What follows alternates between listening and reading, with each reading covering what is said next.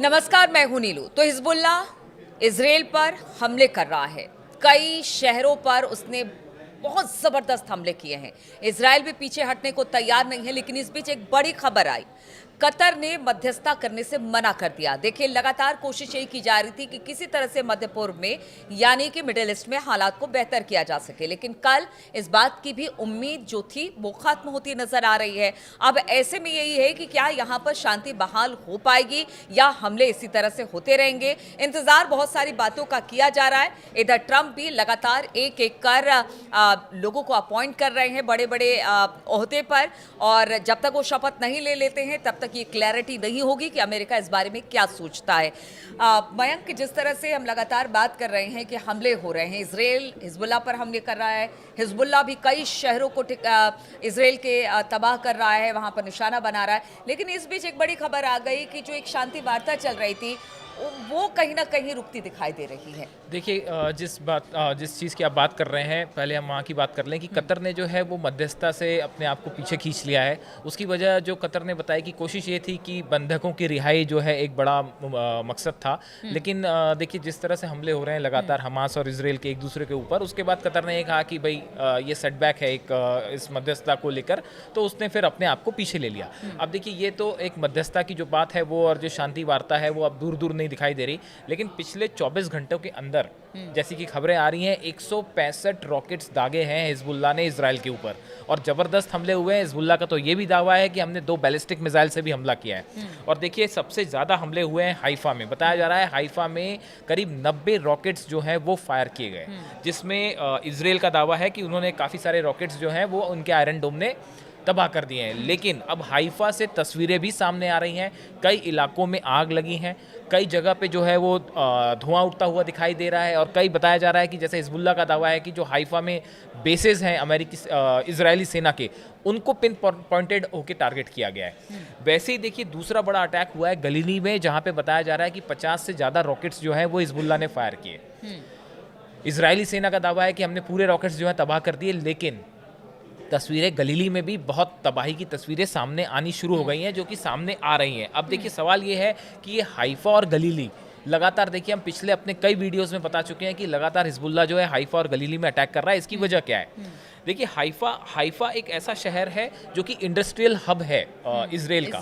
पूरी दुनिया भर की मीडिया की निगाहें हाइफा के ऊपर होती है। यहाँ पे जरा भी कोई भी अटैक होता है उसको इंटरनेशनल न्यूज़ बनती है। तो एक तो बड़ी वजह ये है। दूसरी, देखिए यहाँ पे बड़ी सारी केमिकल फैक्ट्रीज हैं, केमिकल हब्स हैं। अगर किसी भी ऐसी जगह पे कोई रॉकेट गिर जाता है तो उससे बड़ी तबाही होना भी तय है। यहाँ पे जो इजराइल के बेसेस हैं, ये इसको लगातार हिजबुल्ला टारगेट करने की कोशिश कर रहा है। ये वजह है कि हाइफा पे जो है क्यों बार बार हमले हो रहे हैं। वैसे गलीली जो है वो एक धार्मिक शहर है इजराइल का, तो उसको जो है टारगेट करके एक संदेश देने की कोशिश करता है बार बार हिजबुल्ला। तो देखिए, ये वजह है कि गलीली और हाइफा में जो है वो लगातार हमले हो रहे हैं। इसके अलावा अगर आप बात करें तो जो शिमोना इलाका है, यहाँ पे भी जो है ये तीसरी जगह है जहाँ पे पिछले 24 घंटे में बड़ी संख्या में जो है रॉकेट्स बरसाए गए हैं। तो कुल इस तरह से बताया जा रहा है, जो हिजबुल्ला का दावा है कि 165 रॉकेट्स हमने फायर किए हैं, 2 बैलिस्टिक मिसाइल का भी दावा किया जा रहा है। इसमें से कितने एक्यूरेट निशाने पे गिरे वो अभी बात सामने आएगी।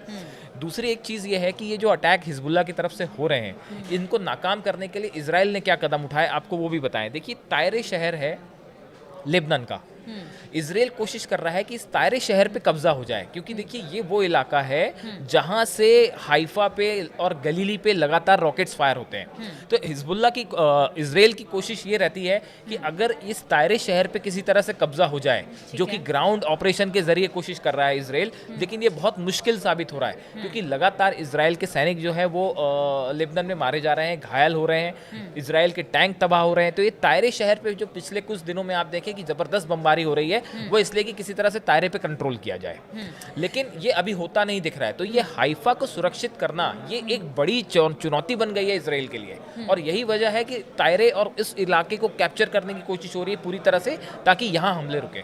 लेकिन मयंक, एक सवाल ये भी है कि चूंकि लगातार हिजबुल्ला अटैक कर रहा है इजराइल पर, कई शहरों के कई बड़े ठिकानों को वो तबाह करता चला जा रहा है, लेकिन इजराइल का ये कहना है कि देखिए अभी भी वक्त है, अगर आप हमारे बंधकों को छोड़ देंगे तो शायद कुछ हो सकता है, लेकिन कुछ दिखाई नहीं दे रहा। देखिए, मतलब अभी हमले क्या अभी क्या हालात इस बीच में क्या ऐसे ही चलते रहेंगे क्या? देखिए, हालात ऐसे ही बना रहेंगे? हालात ये हैं कि नेतन्याहू को अपने ऑफिस में, अपने घर में बंकर से काम कर रहे हैं।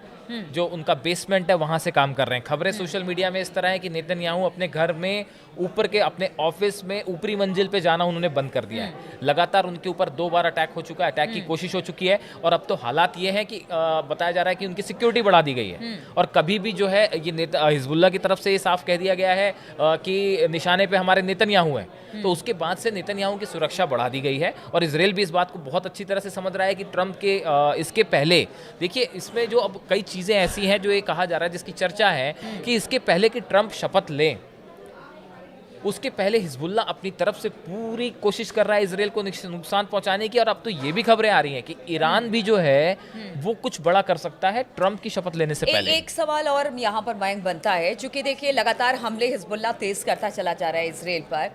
चूंकि बातचीत हो रही है कि ट्रंप अगर आते हैं, अपने पद को संभालते हैं, उसके बाद चाहे वो इजराइल या फिर हिजबुल्लाह के बीच में या इराक के बीच में जो भी इस तरह से प्रॉक्सीज के बीच में वॉर जारी है उसे खत्म किया जाएगा। इधर रूस यूक्रेन की बात भी हो रही है।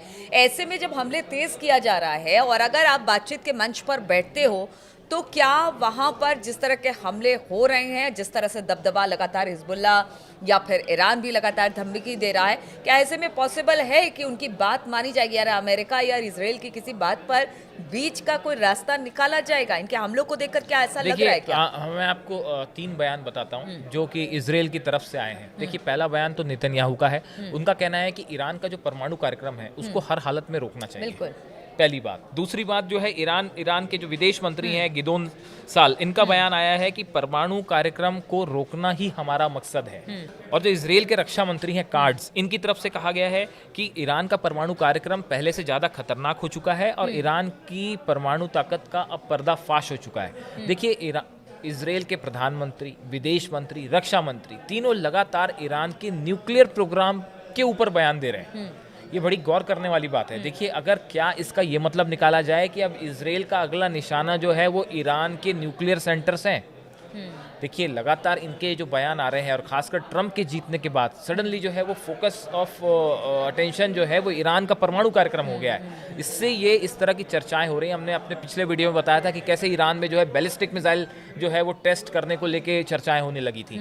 तो अब सवाल ये है कि क्या ट्रंप के शपथ लेने के पहले इजराइल अपनी तरफ से कुछ बड़ा करना चाह रहा है? क्या ईरान के, जैसा कि पहले ट्रंप ने भी इशारा किया था कि ईरान के न्यूक्लियर सेंटर्स को जो है निशाना बनाया जाना चाहिए, तो क्या ऐसा कुछ होने जा रहा है? और वहीं दूसरी तरफ ईरान की भी तरफ से तैयारी पूरी कर ली गई है और हो सकता है, ऐसी चर्चाएं हैं कि ट्रंप की शपथ लेने के पहले ही कोई बड़ा अटैक ईरान की तरफ से भी हो सकता है। और ईरान की तरफ से साफ कर दिया गया कि इस बार अटैक सिर्फ बैलिस्टिक मिसाइल या फिर ड्रोन अटैक तक सीमित नहीं होगा, इससे आगे भी बड़ा कुछ हो सकता है। तो क्या अमेरिका और इजराइल दोनों से आर पार की लड़ाई में इधर ईरान और हिजबुल्लाह और हमास और हुती, ये सारे संगठन जो प्रॉक्सीज ईरान के, क्या दिखाई दे रहे हैं? क्या ईरान का एक प्लान है अपने प्रॉक्सीज के जरिए इजराइल को उलझाने का। 3 फ्रंट पे इजराइल उलझा हुआ है और उलझ गया है। हमास के फ्रंट पे, हिजबुल्लाह के फ्रंट पे, हुती और जो इराक के रेजिस्टेंट ग्रुप है उनके सामने।